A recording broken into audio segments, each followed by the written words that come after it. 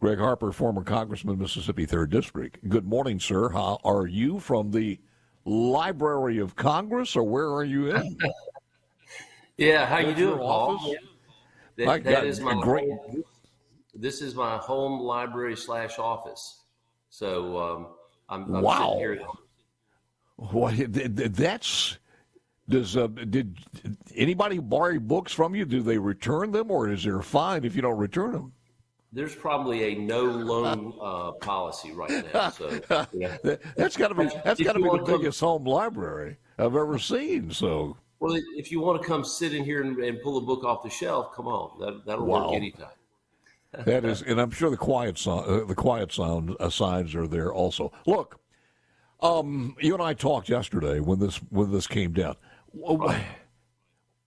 Was it unexpected? I mean, I think for most of America it was unexpected. We thought just mathematically this couldn't happen, but for the first time, 216 to 210, the vote yesterday for Kevin McCarthy ousted the seat from Florida Representative Matt Gaetz. There is a movement afoot to kick Matt Gaetz out of different committees, and I'm not sure what else. But first of all, I'm going to let you have your thoughts on this, because you were there, and you know Kevin McCarthy, and your thoughts and your feelings on this. Well, I'm just devastated, so disappointed for Kevin. You know, he's one of the best members you could ever have. I came in, a term after him, but he's just he's helped everybody every way that he can. He's traveled all over the country. Mm-hmm. He came to Mississippi on my behalf 3 times. So the last time was in 2018 when we donated our congressional papers to Mississippi State University. He came down and was the speaker for that ceremony. And there was no benefit to him to come do it for a member that wasn't going to be there the next term. But he did it because that's just who he is. But look, this is what you have when you have a thin majority. You're going to have that. And Paul, look, you have people that they're just not interested in having the trains run on time.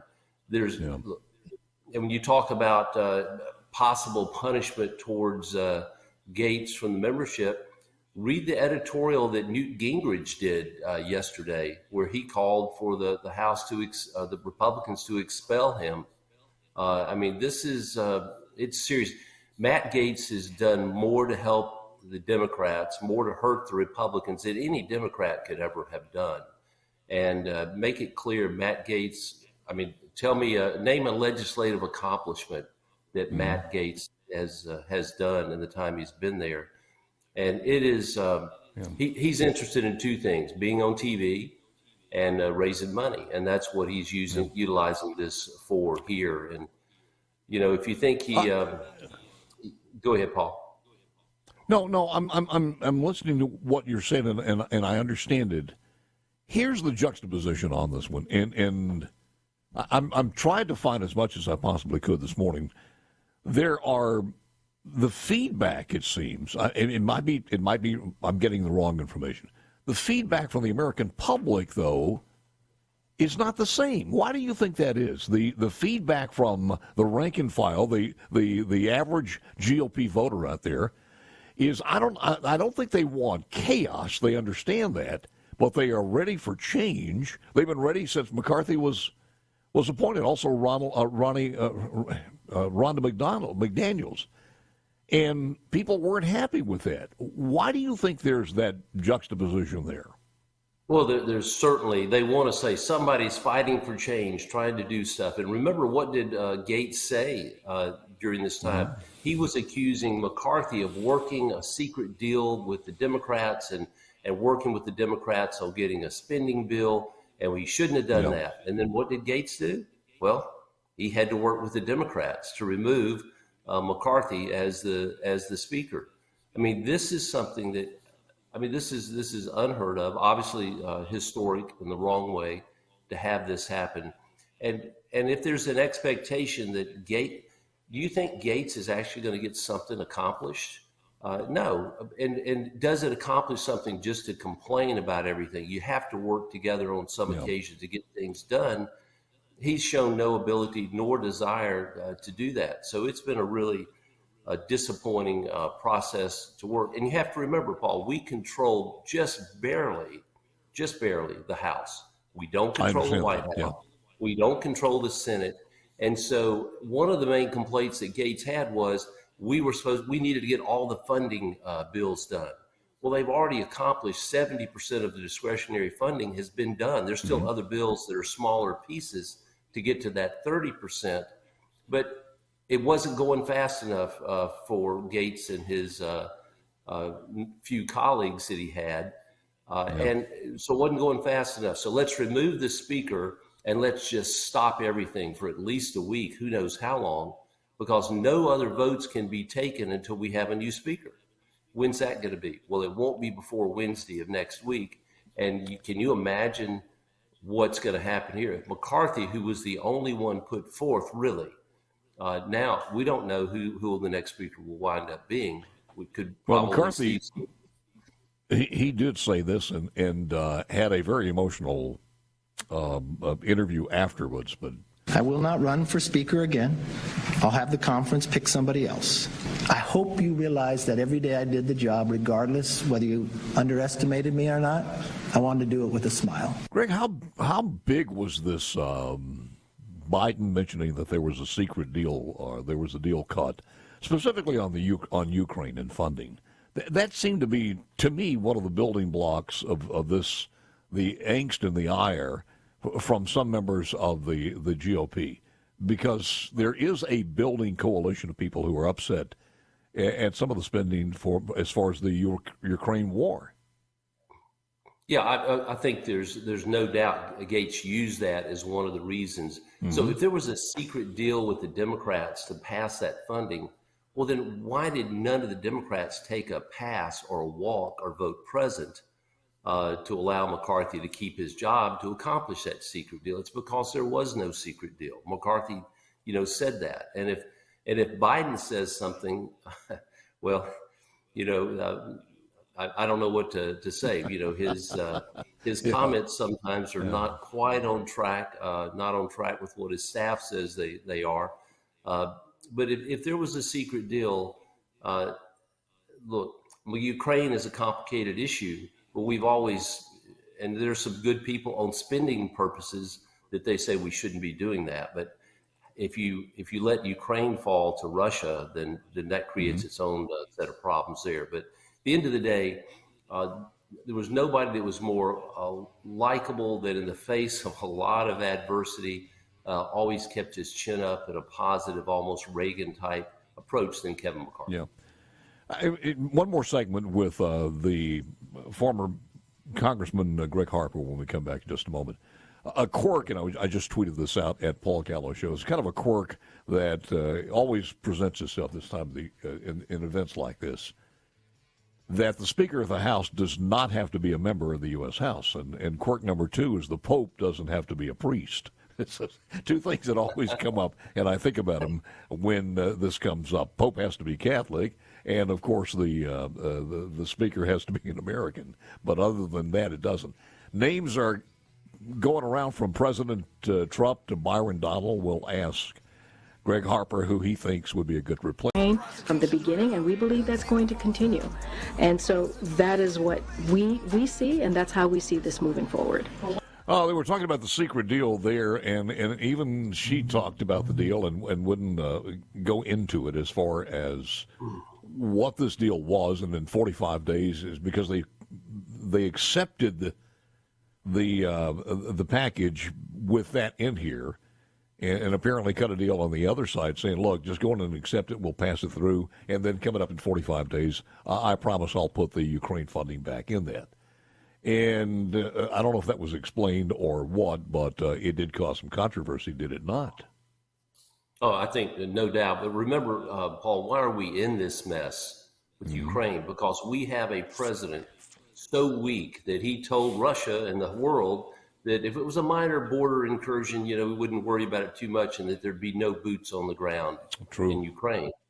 If he had said the way you expect a president to do, you better not go across that border, we wouldn't be dealing with this now.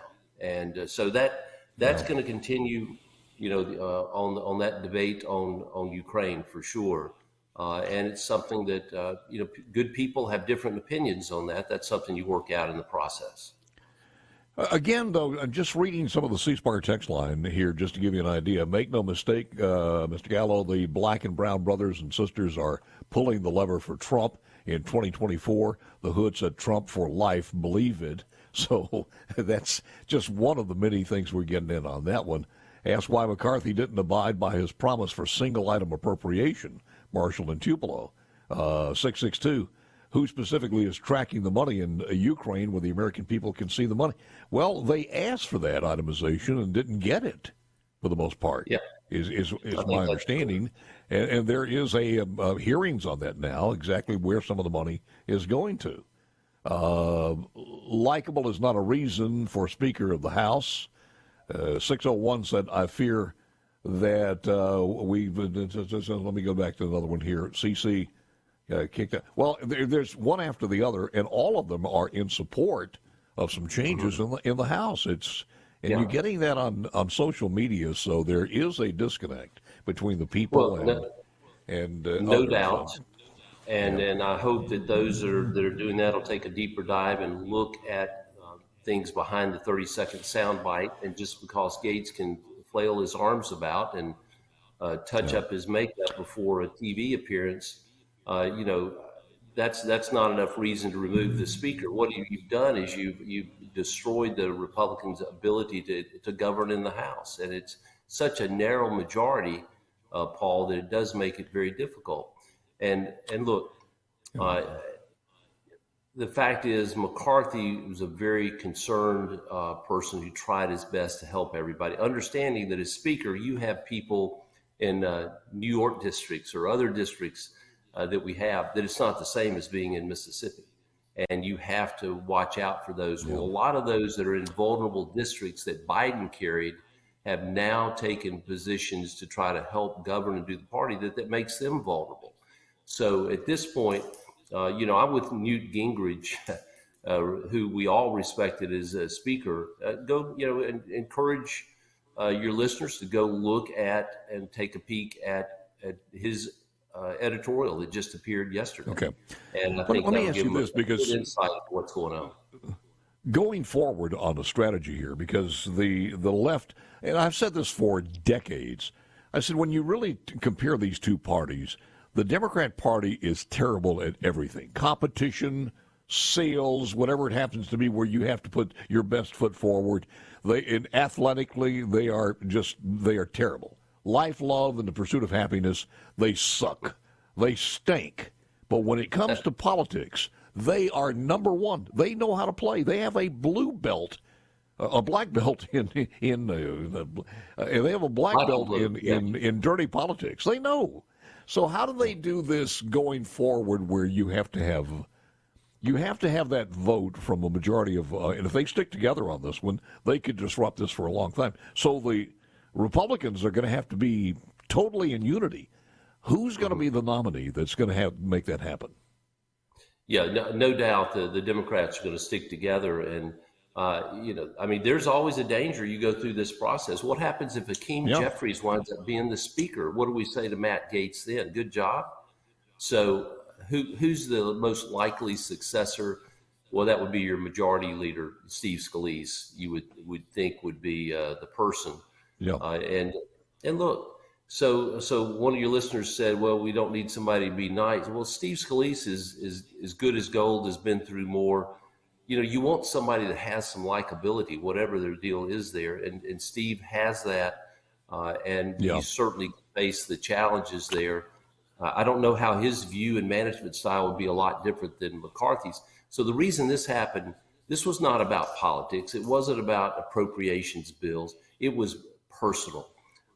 Gates has his own set of personal problems out there that's easily researchable to find, that's still ongoing, and those things are there as well. Scalise is, a great person, as you know, Paul. Next, from Louisiana, probably, so Tom Emmer from Minnesota is certainly well liked. and somebody I'm pushing you here. We got just very little time, but there's an emerging theme on social media that apparently Byron Donald, is it Donalds or Donald? Yeah, I can't remember if there's an S on the end of the name or not. He wasn't there when you were there, right? That's correct. He's new. Okay. I can't remember if he's first term or second term. He's getting a lot of spin this morning and people are talking about him, which would possibly be a great idea because I can't see how members in the left are going to vote against him, being African American, and he is a sharp individual. So it's going to be interesting to watch and see who comes out on top. Anybody else that you think would bring this together and do it fast? Well, I certainly think the person that presided after the speakership was vacated, Patrick McHenry from North Carolina, did a great job. He was deputy whip for Scalise after Scalise, when Scalise was shot on the baseball field. Patrick McHenry basically became the whip for that season while Scalise was out. He's a great team player. He knows how to rally people. So I wouldn't count out Patrick McHenry at all. I like the name Patrick Henry and McHenry. So I do like that one. Also on the Fort McHenry. Good guy. I don't see Byron McDonald or Donald making it. He hasn't been there long enough to be the speaker. Well, the problem with Patrick McHenry is that he was the choice of Kevin McCarthy, so I'm not sure how much that's going to play out, but we'll see. But he did do something yesterday. I don't know if you've heard about this. He sent out a note to the former Speaker, Nancy Pelosi. This is going to make people happy. The note was, please vacate the space tomorrow.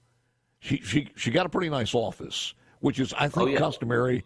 You give the former speaker a pretty nice office. Well, he sent out a note, please vacate the space tomorrow. The room will be rekeyed, wrote the top aide for the Republican-controlled House Administration Committee. The room was being reassigned by the acting speaker, quote, for speaker office use.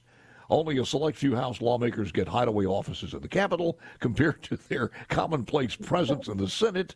House Minority Leader Hakeem Jeffries' staff helped Pelosi make the move. She wasn't there, of course. I think she's out of town. But he kicked her out of her office. Paul, how's that for your first official act? Kick Pelosi out of her hideaway office. That goes a long ways for Patrick McHenry. So that's absolutely. Final thoughts. Here's the other question I have. Why would you adjourn and come back next week with the immediacy that's needed here? Why would you do that? I just think right now it's in such disarray, and the tempers are flaring right now, and it's just time to go cool off for just a little bit. Plus, you can't just vacate because nobody's really pushing to be the next speaker. You have to have a little time to catch your breath, go through the process. But he wanted, that Gates wanted to go ahead and make sure we got through the appropriations process. Well, he just set that back about 10 days. It made it even more difficult.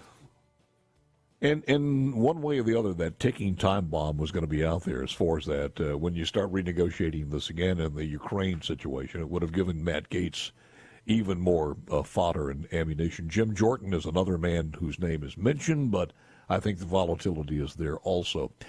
The guy's name is Byron Donaldson. Byron Donaldson. Well, I missed it. Sorry. I did too. Greg, thank you, sir. Appreciate it very, very much. Appreciate your insight and your analysis. Good to see you. Have a great day. Take care, sir. Yeah. Brad White, Executive Director, Department of Transportation. We'll talk to him coming up 7:30.